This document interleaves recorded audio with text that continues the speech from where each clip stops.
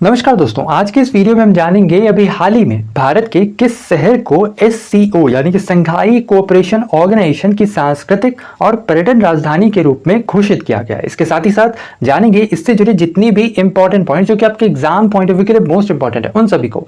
साथ ही साथ आज के इस टॉपिक से जुड़े सवाल भी आपको वीडियो के आखिर में मिलेंगे, तो वीडियो में अंत तक बने रहें बिना आपका ज्यादा समय लिए। चलिए वीडियो को शुरू करते हैं।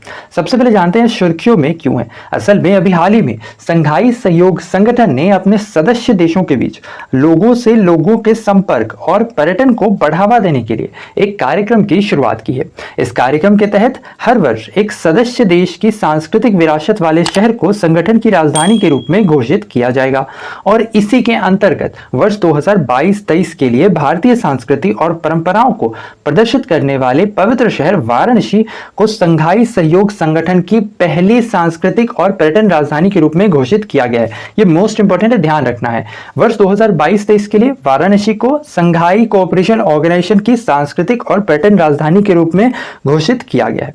इसके साथ ही साथ इस पहल के तहत हर साल एक सदस्य देश की सांस्कृतिक विरासत वाले शहर को संगठन की इस नई पहल का अध्यक्ष पद भी सौंपा जाएगा। इसके साथ ही साथ संघाई सहयोग संगठन की अगली शिखर बैठक 15 से 16 सितंबर को उज्बेकिस्तान के समरकंद में होने जा रही है और यह जो नई पहल है यह असल में समरकंद शिखर सम्मेलन के बाद ही लागू होगा और उस दौरान भारत SCO के अध्यक्ष पद का कार्यभार भी संभालेगा और अगले शिखर सम्मेलन की मेजबानी भी करेगा। गौरतलब हो कि भारत वर्ष 2020 में SCO के प्रमुखों के बैठक की मेजबानी भी कर चुका है। इसके अलावा अभी हाल ही में कजाकिस्तान ने SCO के जो भी सदस्य देश है जिनमें भारत भी शामिल है, इन सदस्य देशों के लिए पर्यटन को बढ़ावा देने के लिए मुफ्त वीजा नीति की भी घोषणा की है। इसके अलावा जानते हैं क्या है संघाई सहयोग संगठन। संघाई सहयोग संगठन जिसकी स्थापना असल में वर्ष 1996 में संघाई 5 के नाम से की गई थी।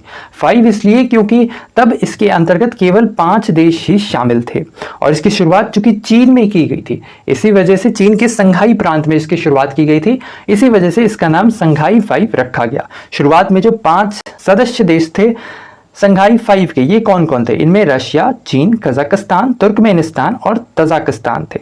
इसके साथ ही साथ वर्ष 2001 में इसके अंतर्गत उज्बेकिस्तान इस संगठन में शामिल होता है और उसी साल यानी कि वर्ष 2001 में ही, और अगर एग्जैक्ट डेट की बात करें तो 15 जून 2001 को SCO की स्थापना की गई थी, यानी कि संघाई कोऑपरेशन ऑर्गेनाइजेशन।